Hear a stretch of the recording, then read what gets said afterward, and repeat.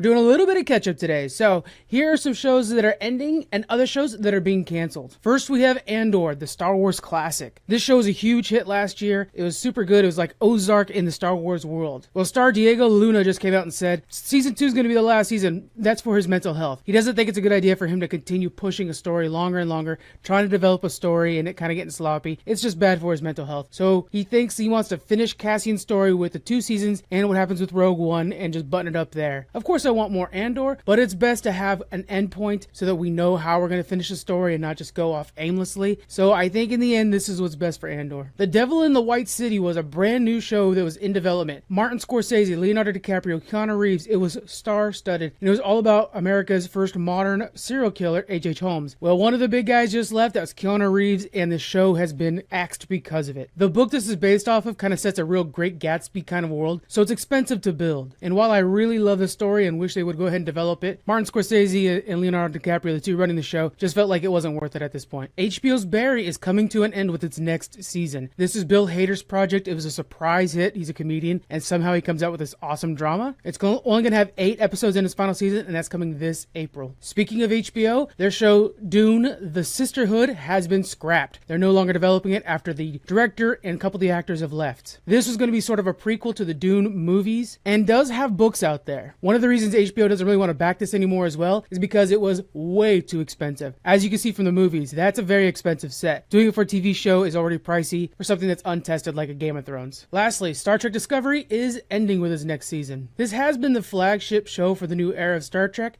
but I think for most of us Star Trek fans, we can see that Strange New Worlds is quickly adopting that title. And while the show had its ups and downs, overall I enjoyed it. And I'm especially grateful for the fact that it brought back Star Trek into the modern day. There are many highlights to Star Trek Discovery, and we'll take some time on the Geek Freaks podcast to talk about this, talk about some of the benefits that it brought to Star Trek and pop culture in general, and what we hope to see in its final season. By the way, that final season has been pushed off to 2024 as they do some additional filming. Actor Jon Bernthal is set to reprise his role as Frank Castle, also known as Punisher, in Marvel Studios' upcoming Disney Plus series, that's the key, Daredevil, Born Again. This new series is going to have 18 episodes in the first season, which is unheard of for Disney Plus. Now, we've seen Jon play Punisher in the past, right, for the Netflix series, plus he had his own Punisher Netflix series, which was really good. And hopefully this is a sign that we're going to get a couple more of those Netflix characters into this world. Personally, I really like Jessica Jones and Luke Cage. We also know that Foggy and Karen are not going to be joining this show now. We don't know if they're going to recast them or whatever, but I kind of think they were so well cast in the original Netflix version,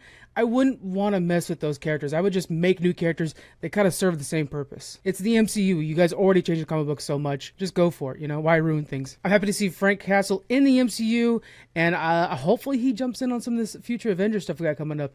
I wouldn't mind seeing him take on a Kang. Oh god, just thinking about all the multiverse stuff again. But yeah, he's back, so we'll see how it goes. So we learned that Stig Asmussen, the director of Star Wars Jedi Fallen Order, excellent game, and the upcoming sequel Star Wars Jedi Survivor, has revealed in an interview, it was with IGN I believe, that they're envisioning Cal Kestis' story as a trilogy, indicating that we're probably getting a 3rd game. The first one of these games, Fallen Order, was a huge success for multiple reasons. The gameplay was super tight. It had kind of this Souls combat, but a lot easier so noobs like myself can try it out and enjoy it. And the story was self-contained. It barely touched anything from any other Star Wars universe. It was just in its own world. So why is this important? Well, they were working on Jedi Survivor while they were still working on Jedi Fallen Order. Matter of fact, before it was released, they already had it written and going. So that would probably mean that since Survivor's coming out April 28th for PC, PS5, and Xbox, they're probably already working on whatever the next Jedi game is going to be. And personally, myself, I think this is really good because I think this is a future Disney Plus series or something like that, possibly even its own movie franchise. Star Wars could benefit from a story that's not connected to anything else, that is just a fun romp through our galaxy, and we learn new cultures and everything like that within Star Wars. It's perfect that way. We have somebody who's a dark force user, we have somebody who's a light force user, and we have Cal. Cal's somebody who was a Jedi, went into hiding, now he's out and he's trying to